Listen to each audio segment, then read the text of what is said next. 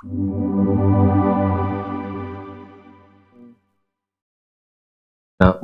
tassa bhagavato arahato samma sambuddhassa. Namo tassa bhagavato arahato samma sambuddhassa. Namo tassa bhagavato arahato samma sambuddhassa. Dhammo hawi rakanti dhamma jaring. Dhamma akan melindungi mereka yang mempraktekkan. Yang terhormat para pandita, mereka, bapak-bapak, ibu, saudara-saudari sedema, selamat pagi, Namo Buddhaya. Namo Buddhaya. Sotihotu, salam sejahtera buat Anda beserta keluarga. Semoga Anda beserta keluarga dalam berkah perlindungan Sang Tiratana. Satu, satu, satu. Bapak-bapak, ibu-ibu, saudara-saudara yang hadir secara langsung Puja Bakti Magga Puja 25 Era di Wihara Eka Dharma Loka Surabaya pada hari Minggu 8 Maret 2026 maupun yang hadir di rumah masing-masing bergabung bersama kami melalui kanal YouTube Wihara Eka Dharma Loka. Saya mengucapkan anumodana dan mengapresiasi Bapak Ibu telah menyisihkan waktu dan menggunakan waktu kita gunakan bersama untuk melakukan kewajiban sekaligus berbuat kebajikan dan penguncaran parita gata sutta latih meditasi. Sekarang saatnya untuk belajar Dhamma bersama. Kebiasaan yang baik seyogianya untuk dipertahankan. Syukur-syukur kalau bisa untuk mengembangkan. Karena hanya dengan perbuatan baik atau melakukan kebajikan, siapapun orangnya, apapun agamanya, termasuk status sosialnya, orang tersebut akan menjadi orang baik. Tidak ada satupun orang baik di dunia ini tanpa melalui proses berbuat kebajikan. Maka ketika ibu bapak sudah mengalokasikan waktunya hari Minggu datang ke wihara untuk puja bakti berbuat baik bersama seperti ini, sepatutnya untuk dipertahankan. Syukur-syukur kalau bisa mengembangkan. Caranya bagaimana Bante? Banyak cara. Kalau cuma hari Minggu saja waktu disisihkan ke wihara, bisa juga Jumat untuk berlatih meditasi. Itu mengembangkan. Kalau cuma hanya dirinya sendiri, bisa mengajak pasangan hidupnya. Kalau sudah pasangan hidupnya diajak berdua, bisa juga mengajak anak-anak. Lebih jauh lagi kalau bisa ngajak keluarga besarnya termasuk cucu-cucunya, diajak untuk berbuat baik. Itu cara mengembangkan hal yang baik yang sudah kita lakukan bersama. Baik Ibu Bapak, karena pada pagi hari ini kita puja bakti dalam rangka Magga Puja 2569 Buddhis Era, saya ingin mengajak Anda sekalian untuk mengetahui nilai sejarah pada Magga Puja dan sekaligus makna yang terkandung pada Magga Puja itu sendiri. Dua hal saja. Kalau dua hal itu satu halnya bahasanya perlu waktu 1 jam, berarti perlu 2 jam waktunya. Kok senyumnya dengan megang kaki ya? Ya Bante, kaki sudah kesemutan ini. Enggak lah kalau sampai 2 bahasan 4 jam. Ini kan jam 12 lebih kalau sampai. Ya, jadi enggak. Pokoknya disesuaikan waktunya lah.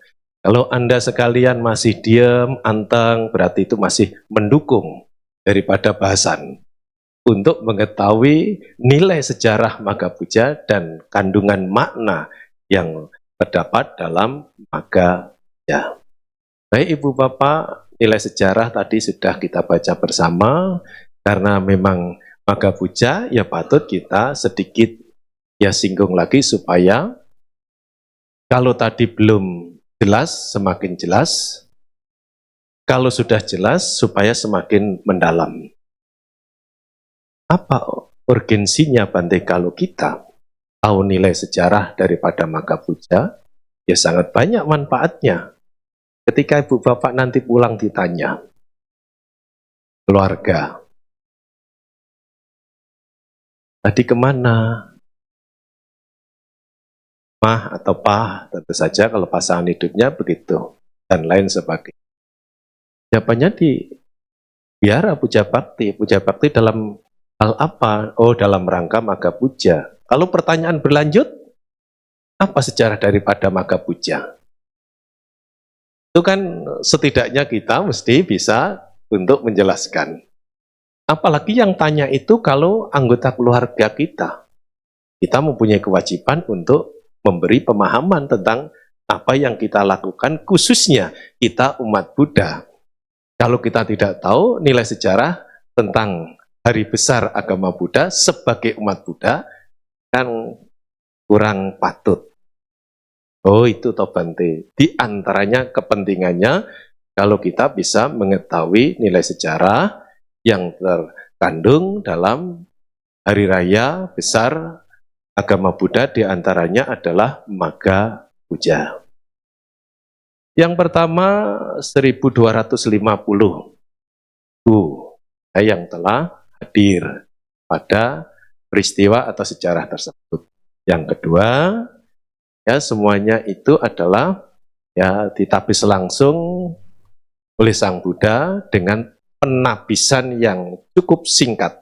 Ehi biku upa sampada. Yang sejumlah itu kan sudah mencapai kesucian Bante. Ya, arahat termasuk kina sawa. Jadi, selain mencapai kesucian juga mempunyai kemampuan-kemampuan lainnya. Ya, jadi bukan hanya suci saja, tapi juga mendapatkan bonus. Ya, hanya ya luar biasa ya sejarah yang ya, terjadi pada bulan Magapuja itu. Yang ketiga, tanpa diundang bisa ya datang di tempat di mana Sang Buddha berada, di Weluwana Arama. Bu, Pak, pernah ke Dhammayatra? Ya, kalau sudah pernah itu salah satu diampirinya, ya salah satu ya di Weluwana Arama yang dekat dari ya ada puncak Gunung Kijakuta. Sang Buddha dilundungin batu itu ya, tidak jauh dari situ. Jadi nabung bisa nanti berangkat bersama-sama rombongan Ekadama Loka misalnya. Kalau kurang kan bisa kita ya aliansi dengan wihara-wihara lain. Bisa dengan Ratanagraha, bisa Dhammasoka, ya bisa ya Tuanadipa Lampung misalnya. Kalau pada mau membuat ya, rombongan Dhammayatra atau Dhammayata di India. Itu salah satu yang diampiri adalah Weluwana Arama. Nah yang keempat adalah nilai sejarah yang terkandung pada Magapuja. Pada pertemuan para siswa Arya itu, Sang Buddha membabarkan atau menyampaikan Owada Pati Mukha. Yaitu nilai sejarah yang perlu kita ketahui sebagai umat Buddha. Apabila nanti ada keluarga, teman, anak, cucu yang bertanya, ya kita setidaknya orang tua umat Buddha bisa kita memberi penjelasan sesuai dengan yang terdapat dalam sejarah Magapuja itu. Ini pentingnya saya mengulang kembali walaupun Bapak Ibu tadi kita semua sudah membacanya. Karena kan bisa juga lupa atau diingatkan kembali. 4 ciri adalah nilai sejarah yang terdapat pada Magapuja. Sekarang adalah kita untuk menggali kandungan nilai sejarah itu. Di sejarahnya sekarang nilai sejarah itu ada ya kandungan daripada ajaran yang perlu kita untuk ketahui. Maka diringkas karena itu panjang, digunakan untuk batasan belajar Dhamma, itu pedoman hidup untuk mencapai keluhuran. Jadi Owada Patimokkha itu adalah berupa nasihat, berupa ajaran atau nasihat, khususnya konteksnya pada waktu itu adalah biku. Kami kan nggak biku, Bante. Misalnya Ibu Bapak dalam pikiran muncul pikiran seperti itu. Memang tidak biku, tapi nasihatnya itu tetap relevan. Walaupun yang hadir ini tidak semuanya biku. Nasihatnya Owada Patimokkha itu tetap relevan dalam kehidupan. Karena apa? Karena nasihat itu tadi bisa ya kita ringkas menjadi pedoman hidup atau nasihat tentang hidup untuk mencapai keluhuran hidup. Relevansinya dari mana Bante bisa mengetahui? Coba saya untuk menginformasikan petunjuk atau ukuran bahwa itu tetap relevan walaupun konteksnya itu kepada biku, bukan pada rumah tangga. Relevansinya bisa diketahui, indikasinya adalah saya ingin bertanya pada Ibu Bapak, Anda dalam menjalani kehidupan ini ingin menjadi orang jahat atau orang baik? Tuh. Itu indikasinya bahwa nasihat pedoman hidup menjadi luhur itu terhubung. Tadi kan nggak saya paksa toh, saya cuma bertanya toh. Bertanya, Anda hidup ini ingin menjadi orang jahat atau orang baik? Jawabannya akan menjadi orang baik. Itu ukurannya. Tetap relevan. Walaupun konteksnya pada waktu itu kepada para biku, tetap akan relevan. Relevansinya adalah ukurannya tadi saya bertanya. Ingin hidup menjadi baik. Ini tingkatan. Masih dalam pertanyaan. Untuk mengukur relevansinya Owada Patimokkha yang disampaikan Sang Buddha, nasihat tentang pedoman hidup luhur itu untuk mengukurnya. Bu, Bapak, misalnya Anda kita semua terlahir sudah dalam keadaan baik. Secara jasmani baik, secara batin juga baik. Secara kekeluargaan, posisi terlahir di keluarga, juga keluarga orang baik. Misalnya kita dalam keadaan seperti itu. Pertanyaan bertingkat ini, yang kedua. Tapi bukan bersayap loh ya, bertingkat. Kalau bersayap itu ada jebakannya ini. Kalau ini meningkatkan ya kualitas daripada pertanyaan. Apa pertanyaan yang kedua? Apabila Anda kita semua sudah terlahir dalam keadaan baik, cukup hanya baik atau ingin menjadi lebih baik? Tentu saja kalau nalar kita masih waras, pasti ke sana. Lahir dalam keadaan baik, tapi kalau ada pertanyaan tetap pada posisi baik atau ingin meningkatkan lebih baik? Jawaban kita pasti ingin lebih baik. Dan kalau saya tanyakan lagi, ini saya tanya sendiri, jawab sendiri juga lah daripada pertanyaannya kok ke saya terus sih Bante. Nah ini mewakili. Dan saya langsung jawab sendiri, pertanyaan saya sampaikan sendiri. Perwakilan dari Anda sekalian. Kalau sudah kita terlahir lebih baik, apakah hanya mempertahankan posisi lebih baik itu? Tentu saja tidak. Ingin sempurna dalam kebajikan. Nah, kalau ingin sempurna dalam kebajikan, contoh realnya dalam nilai sejarah. Maka puja terkandung makna dari Owada Patimokkha, ya biku yang kumpul dengan jumlah 1250 biku itu. Karena semua sudah mencapai tingkat kesucian arahat. ditambah kinasawa lagi. Itu sudah tingkatan yang akhir. Dalam level kesucian juga begitu. Itu tadi saya menggunakan istilah kehidupan pada umumnya. Tidak baik menjadi baik, yang sudah baik menjadi lebih baik, yang sudah lebih baik ingin sempurna dalam kebajikan. Itu istilah umum. Kalau istilah khusus dalam tingkatan kesucian kan, arahat itu yang tertinggi. Bu, yang paling bawah apa tingkatan kesucian dalam agama Buddha? 1, Sotapanna. 2, Sakadagami. 3, Anagami. 4, cepat sekali mencapai arahat ya. Ya kalau hitungan cara teori cepat sekali gitu, hanya berapa detik atau menit itu tadi langsung melejit ke arahat. Nah, itulah bedanya teori pengetahuan dengan implementasi atau pelaksanaan. Kalau pelaksanaan kan susah payah untuk menjadi arahat itu. Bahkan sampai bisa berkalpa-kalpa dalam kehidupan, bisa merealisasi tujuan luhur itu. Nah, dari sinilah relevansinya Owada Patimokkha walaupun konteksnya itu kepada biku, tetap relevan kepada kita semua. Karena dari jawaban-jawaban tadi, karena Anda, kita semua itu ingin menjadi hidup yang luhur. Bukan sekedar hidup. Sering ini saya sampaikan, hidup tidak hanya sekedar hidup.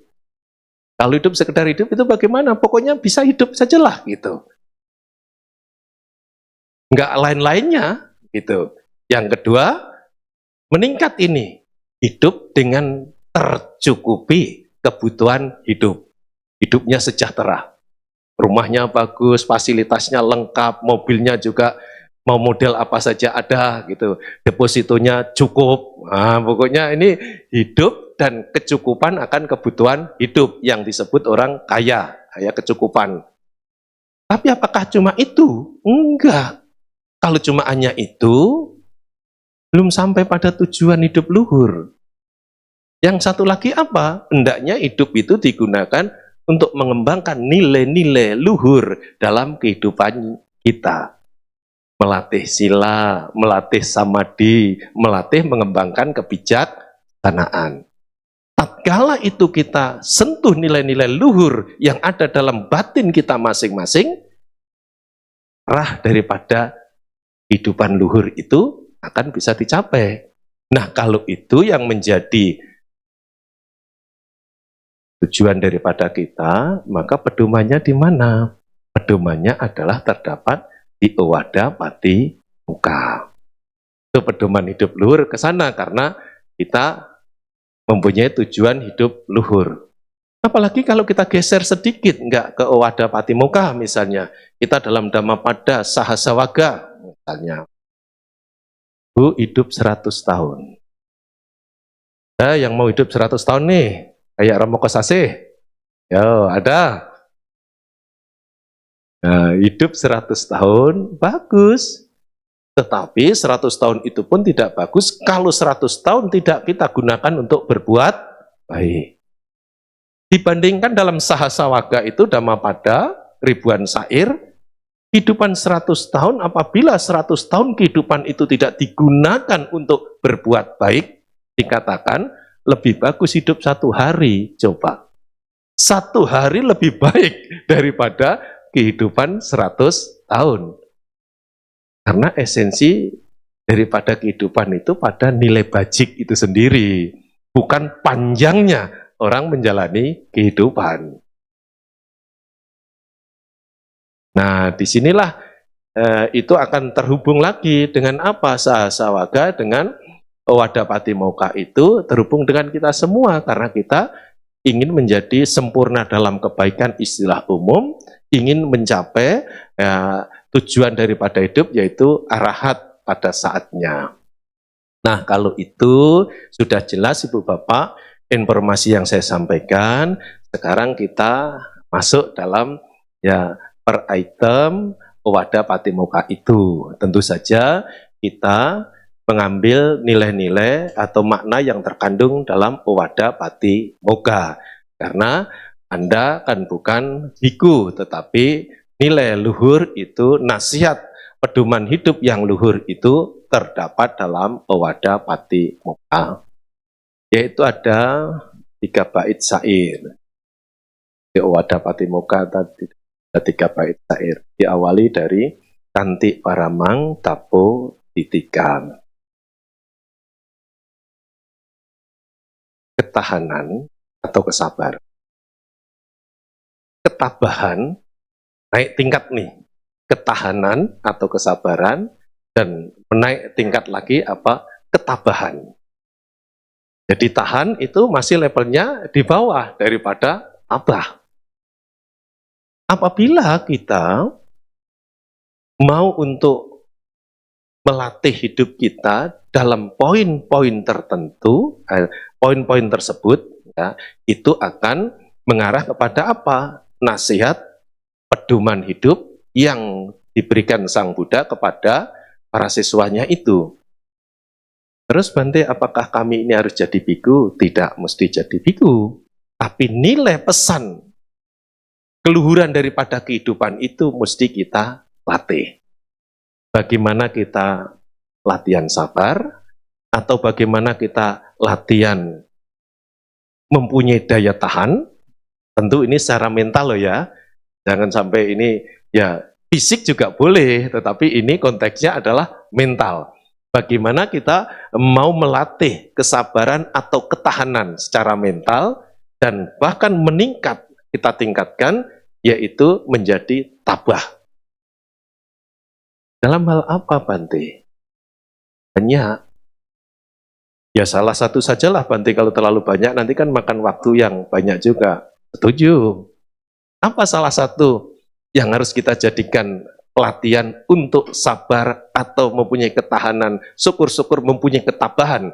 Karena dikatakan yang bisa melatih dan bisa sampai tahapan itu dikatakan itulah latihan batin yang terbaik. Kantik Paramang Tapo Titika. Itu adalah latihan yang terbaik. Salah satunya adalah,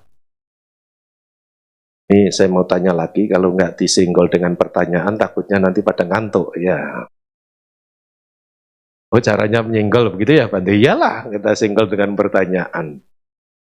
Bu, Bapak, kita hidup ini ingin dapat masalah atau tidak? Jawaban bagus, tapi tidak realistis. Lu kok nggak realistis? Ya, itu memang jawaban yang benar. Itu jawaban yang mengandung harapan. Itu yang jawaban yang perlu kita perjuangkan untuk kita capai, maka itu nilainya adalah bagus. Tetapi nggak realistis, artinya apa? Mana ada hidup ini tidak ada masalah. Nggak realistisnya di situ, tapi dalam perspektif harapan, perjuangan, itu memang bagus. Harus begitu jawabannya, walaupun dikatakan tidak realistis. Dan kan hidup yang sangat kompleks. Ambil saja satu poin. Anda ini berdiri atau duduk? Pertanyaan lo, nggak boleh dicuekkan lo. Anda ini berdiri atau duduk? Kalau setengah jam berdiri, itu akan muncul rasa pegel. Dengan catatan belum biasa duduk begini, setengah jam. Kalau setengah jam belum terasa pegel, ditambah setengah jam lagi, 1 jam. Kan gampang saja mengukurnya itu. Kalau 1 jam sudah terasa pegel. Kalau 1 jam belum terasa pegel, tambah lagi 1,5 jam. Ya pokoknya terasalah Bante, jangan ditambah terus gitu ya. Jadi itu sudah persoalan. Persoalan duduk lama muncul pegel. Itu persoalan daripada kaki asli. Karena kaki asli duduk lama jadinya pegel. Nggak ada hidup ini yang tidak mengandung persoalan.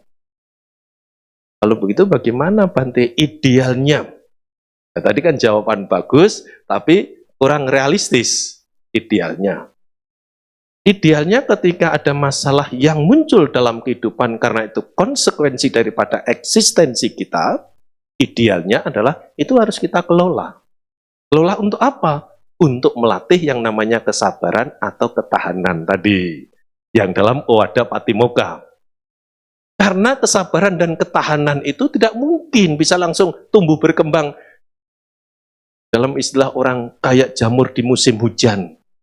Itu pun jamur di musim hujan tidak sekonyong-konyong langsung muncul jamurnya itu. Mesti harus ada hujannya, ada sebabnya. Mesti juga ada potensi jamur yang terserap atau terkandung di tanah itu. Secara dhamma apa? Memenuhi syarat. Sebabnya telah ada, maka akibatnya akan terjadi.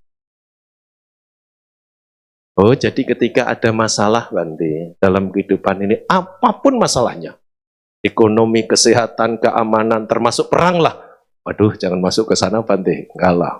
Ngeri sekali gitu. Perang jarak jauh gitu ya. Perang baru enak-enak apa, tahu-tahu ada rudal datang. Waduh. Nah, kita nggak masuk ke sana, tapi karena keadaannya hidup begitu ya kita sedikit mesti paham lah gitu ya. Supaya kita jangan mengondisikan perang begitu. Kalau perang itu dengarkan berita saja sudah ngeri banget. Ya, jadi kalau ada masalah dalam kehidupan kita, kesehatan, masalah keluarga, masalah ekonomi, lingkungan, dan lain sebagainya, bagaimana supaya menjadi ideal untuk menyikapi kehidupan itu, masalah itu hendaknya kita gunakan. Karena terhindar dari masalah tidak bisa, masalah itu harus dikelola. Dikelola untuk apa? Untuk melatih kesabaran, daya tahan, bahkan sampai nanti untuk menjadi tabah. Kalau kita tidak proses itu, tidak mungkin itu akan bisa kita dapatkan. Itu mesti kita latih. Caranya melatih bagaimana, Bante? Itu tadi kan teorinya supaya real. Bu, Bapak, satu mengerti. Memang hidup ini tidak bisa lepas dari masalahnya. Ketika ada masalah, harus kita jadikan latihan untuk kesabaran, untuk ketahanan, untuk ketabahan. Karena itu latihan yang terbaik menurut Sang Buddha dalam Owada Patimokkha. Satu, kalau ada masalah kita tidak berbuat salah tapi disalahkan, Bante. Cara memahaminya supaya itu menjadi edukasi diri kita dalam perspektif Buddhis, yang datang pada diri kita tidak lain itu adalah buah daripada perbuatan kita sendiri. Memahami itu walaupun kelepek-kelepek awalnya, mau nggak mau ya harus kita terima. Karena kita lari mungkin bisa, kita sembunyi bisa jadi. Walaupun lari, walaupun tersembunyi, tapi tidak ada makhluk hidup satupun yang bisa tersembunyi dari karma buruknya. Artinya di angkasa raya, di dasar lautan, di hutan belantara juga akan dia panen. Karena itu buah daripada perbuatan kita sendiri. Contoh realnya, Bante, bayangan Anda pasti ikut Anda lah, bayangan kita pasti ikut kita. Itu contoh real. Gak mungkin Anda bisa sembunyi dari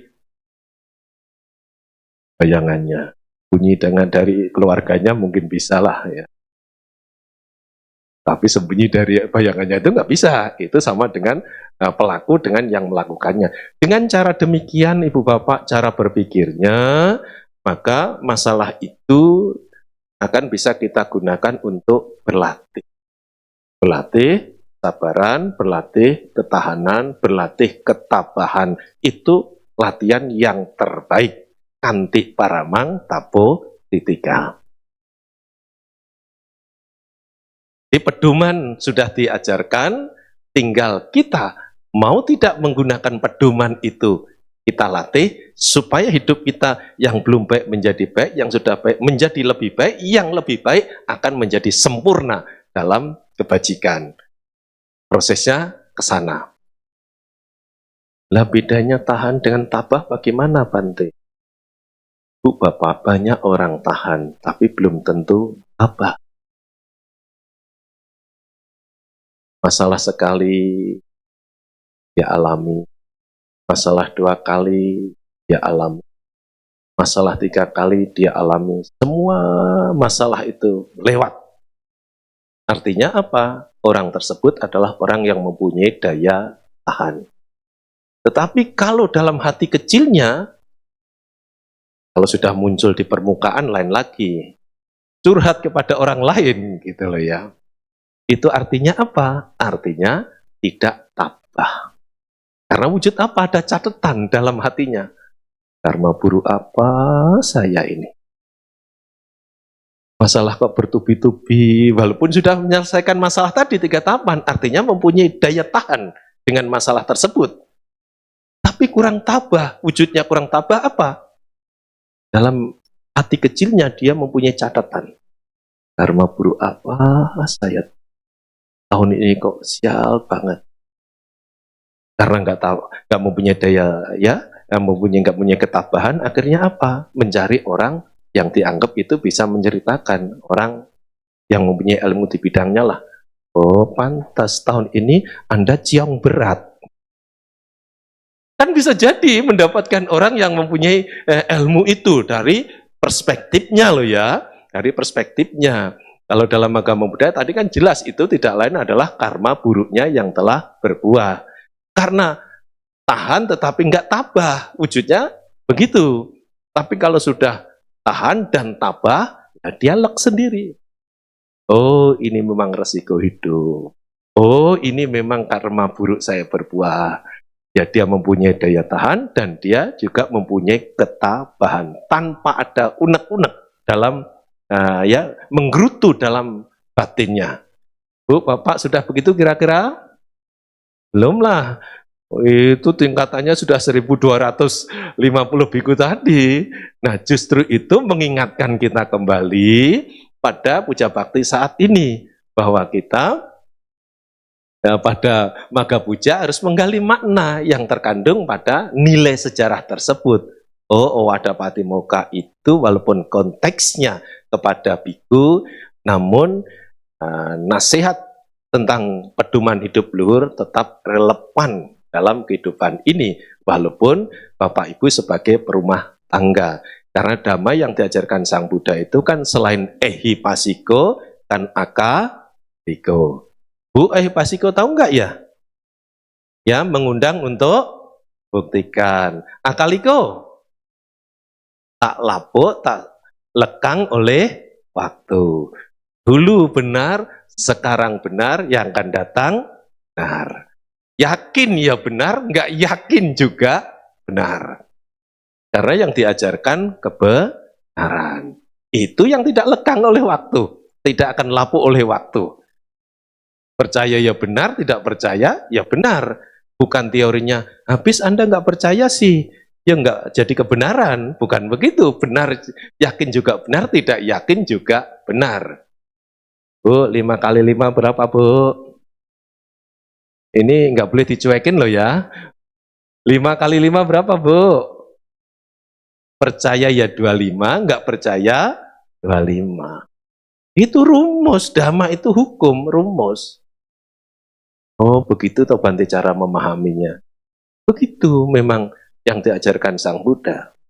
Tidak harus ya diiming-imingi, diancam, tidak. Bebas saja. Nah, memang kembali kepada diri sendiri. Yaitu 1. Kantik paramang tapo titikang. Nibbannang paramang wadanti Buddha. Apa artinya? Sang Buddha bersabda, dalam kehidupan ini ada yang tertinggi. Nah, ini perlu kita renungkan, perlu kita pahami supaya apa? Supaya kita tidak mempunyai gagal target dalam kehidupan ini, gitu loh.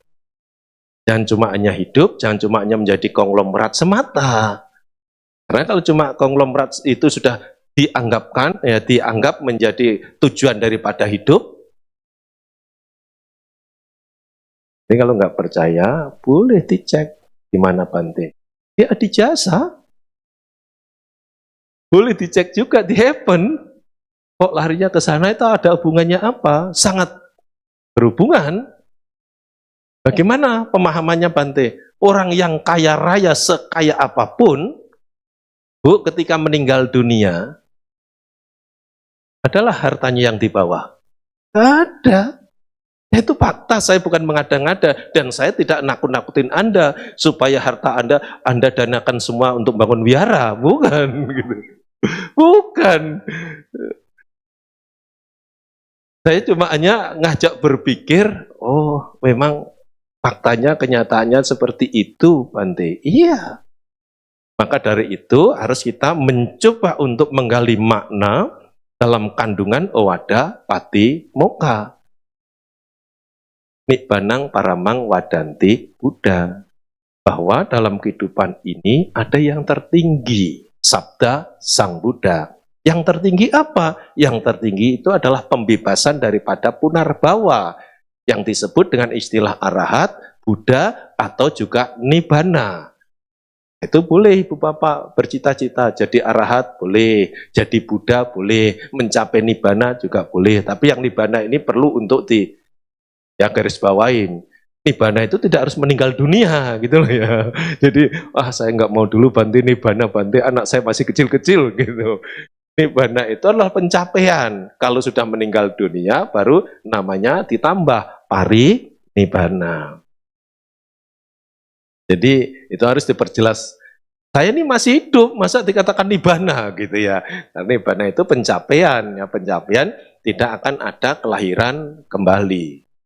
Jadi kematian yang sesungguhnya itu adalah kematian yang tidak membawa kelahiran kembali. Kalau kematian yang masih membawa konsekuensi kelahiran kembali, itu belum juara. Misalnya Spanyol menang, masih harus ngadepin apa? Menghadapi misalnya sepak bola lainnya apa ya lawannya ya? Kalau antar negara gitu, karena belum muncul juaranya. Kalau sudah jadi arahat, ya itu nanti sudah muncul juara. Jadi itu hendaknya menjadi pengingat kita. Jangan sampai nanti hidup cuma, udahlah Bante, hidup saya sudah selesai. Apa ukurannya selesai Bu? Pak, anak saya sudah menikah semua. Cucu saya juga sudah besar-besar semua. Pokoknya hidup saya ini sudah merdeka Bante. Itu tanggung jawab keluarga. Memang sudah selesai. Kalau ukurannya keluarga, anak-anaknya sudah pada rumah tangga semua, cukup kecukupan apa yang dibutuhkan. Cucunya ya bakti semua juga pada ya opah omanya, kakek neneknya, pada orang tuanya. Jadi cucu-cucu yang baik. Itu ukurannya dalam kehidupan sering digunakan istilah hidupnya sudah selesai. Selesai dalam arti kewajiban keluarga. Tapi untuk pencapaian hidup kan belum. Supaya tidak berhenti kepada tahapan itu. Ada lagi misalnya sudah sukses dalam segala bidang usahanya. Mau kemana saja sudah keliling dunia. Andai kata ada rombongan tur ke planet lain, dia pertama kali yang akan daftar, gitu loh, ke planet lain gitu loh ada. Karena kecukupan. Dia mempunyai.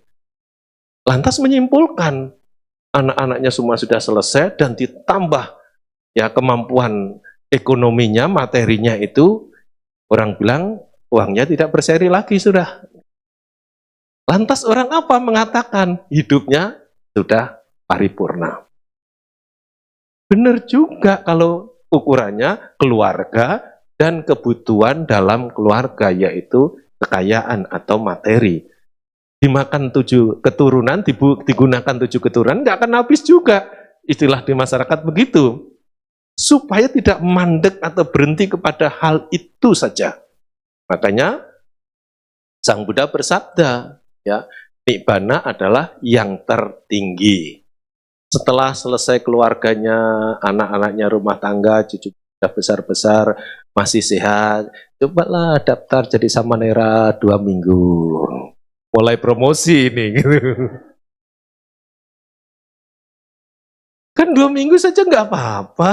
Kalau nanti 2 minggu cocok sekiranya, ya tambah aja izin kontrak lagi dengan keluarganya, kan gitu. Itu apa? Upaya untuk mengembangkan nilai-nilai luhur dalam kehidupan. Mengingat semua keluarga yang baik, semua harta kekayaan yang telah dimiliki, pada saatnya cek langsung di adijasa dan di heaven tadi, nggak ada yang dibawa. Ini perenungan supaya apa? Nibbana paramang wadanti Buddha itu bisa kita cerna, kita serap, dan bisa untuk diimplementasikan. Oh, bahwa di dunia ini ternyata ada yang tertinggi, sabda Sang Buddha. Nibbana paramang wadanti Buddha. Sang Buddha bersabda bahwa Nibbana itulah yang tertinggi, tidak dumati lagi, tidak terwujud lagi, tidak terlahir kembali. Itu tujuan. Sebab kalau kita terbentuk lagi, terlahir lagi, ya ya tetap juga ada konsekuensinya.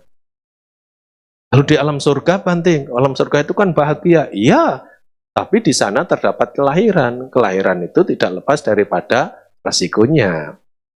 Apalagi di alam manusia, nyata itu. Kalau kaya raya, Bante, yang pernah mengalami kaya itu, dianggap juga nggak ada persoalan. Sebelum kaya, dia memikir bagaimana supaya kaya. Setelah kaya, apakah memikir lagi, Bante? Memikir supaya tidak kehilangan kekayaannya. Sebelum itu memikir supaya mendapatkan, setelah dapat memikir supaya tidak kehilangan. Sama juga, itu pisau bermata dua. Nah ini kalau nggak disertai pembelajaran Dhamma, nah itu bisa menjadi persoalan. Nggak punya khawatir, masa depan bagaimana kalau nggak punya? Kalau punya, takut. Takut akan apa? Takut akan kehilangan. Ternyata itu dicek KTP-nya, pakai KTP segala, Bante. Khawatir dan takut itu saudara kandung.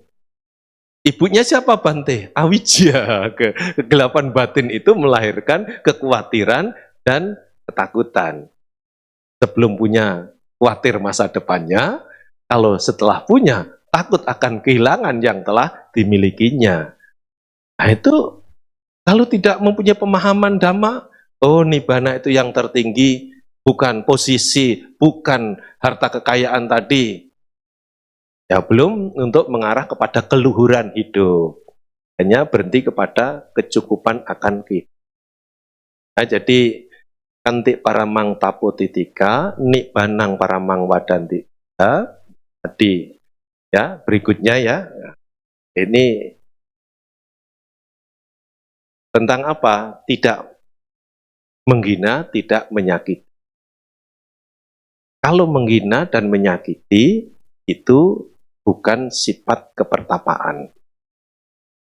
Bante, kalau saya sebagai umat Buddha tidak menghina, tidak menyakiti, karena itu yang saya pelajari dalam Owada Patimokkha atau ajaran Sang. Lalu faktanya apa, Bu? Faktanya apa, Pak? Faktanya saya disakiti dan saya dihina orang lain. Lah kalau saya nggak bales, kalau saya nggak mereaksi atau merespon, dan nanti kan saya dianggap lemah, Bante. Ibu, Bapak, saudara-saudari sedang. Kalau kita bales, pedoman hidup luhur itu, ya nggak kita pedomi. Semestinya apa? Walaupun kita tidak menghina, tidak menyakiti, atau tidak melukai makhluk lain, orang lain, bisa jadi toh kita itu diperlakukan itu. Bisa jadi.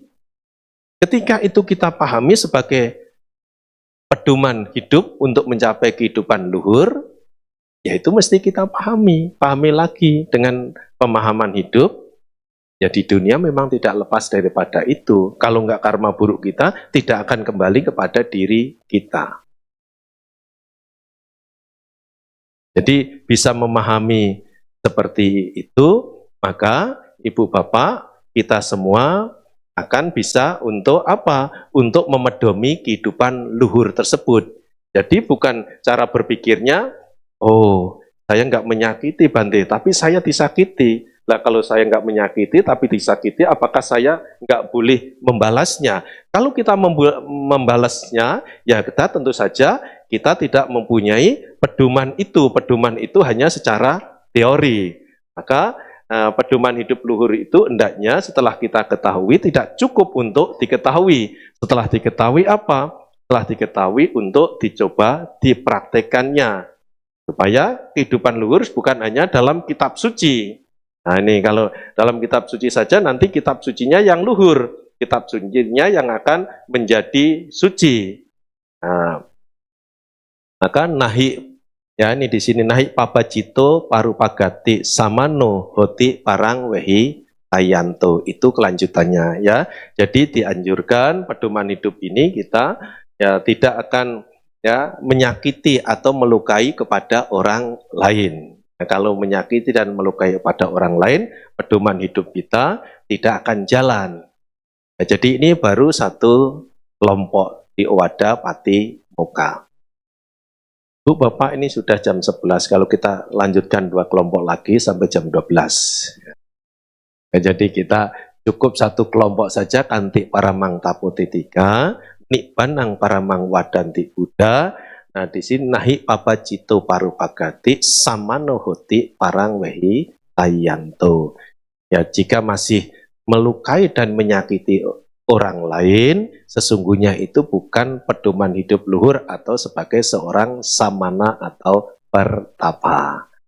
Jadi tetap relevan walaupun konteksnya itu kepada para biku, tetapi ketika kita bertanya kepada diri kita sendiri, kita ingin nggak menjadi orang baik sebelum kita baik?